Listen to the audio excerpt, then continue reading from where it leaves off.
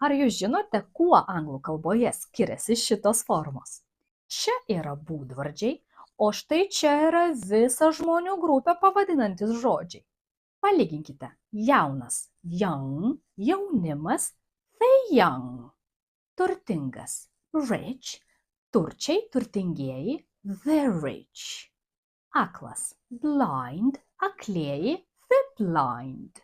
Taigi šitaip anglų kalboje sudaromi su daiktavardėje būdvardžiai, pavadinantis asmenų grupę, kuriai būdinga bendra ypatybė.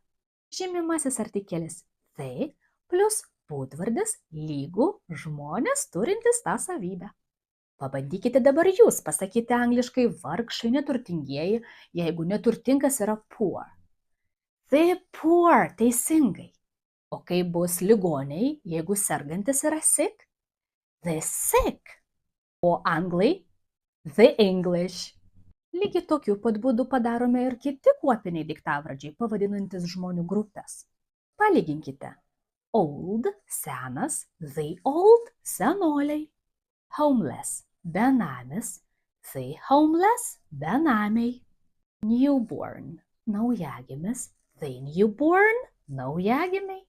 O kaip jūs angliškai pasakysite mirusieji, jeigu negyvas yra dead?